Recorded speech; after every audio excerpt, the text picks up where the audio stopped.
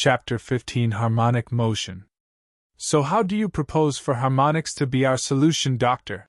Asked Helen, still not entirely sure that this was in any way anything other than a red herring.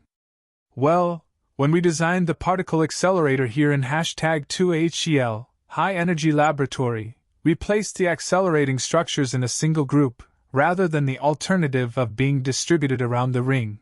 The advantage of having the radio frequency RF systems in one place is that all the associated electronics to produce the low-level signals and amplified voltage can then be at a single location.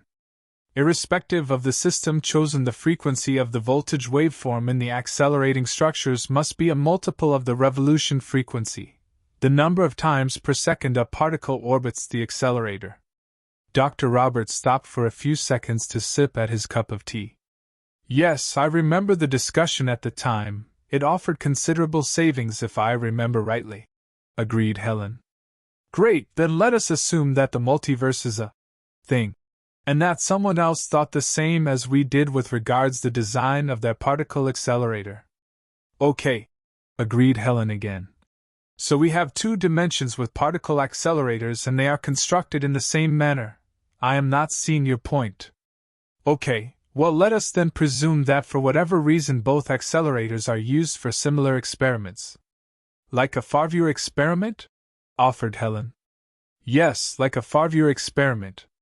Next, let us further presume that these experiments are performed at the exact same moment. Do you think that something so powerful would be sufficient to cause space-time to stretch or compress to such a degree that the resonant frequency of these dimensions, though fractions of a wavelength different, could drop into phase?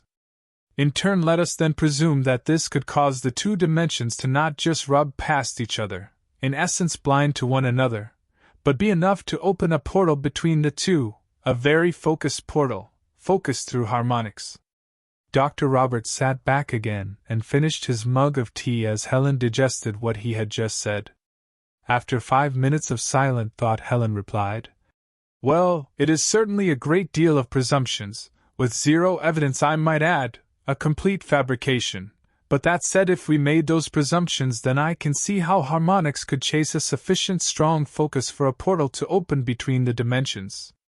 It was Dr. Robert's turn to consider the conjecture. Excellent, then let us test the hypothesis. And how do you propose we do that? Questioned Helen. Simple. We rerun one of our experiments and see what happens, replied Dr. Robert. Once again Helen paused to consider the proposal, checking it for flaws, of which there were none, as by design they were simply repeating something that had already worked and not destroyed the universe. Okay then, I'll get the accelerator charging and we can be ready tomorrow. Helen raised her cup and chinked Dr. Roberts to seal the proposal. As she sipped her tea, something itched at the back of her mind. But we need the other dimension to be doing the same thing, don't we? Yes, we do, but if there really are two of all of us, one here and one there, I would be very disappointed in our opposites if they were not already considering the very same thing we are. Helen smiled. Once again she could not fault Dr. Roberts' logic, or indeed his willingness to do something that few other physicists would even consider as a valid experiment. Right then.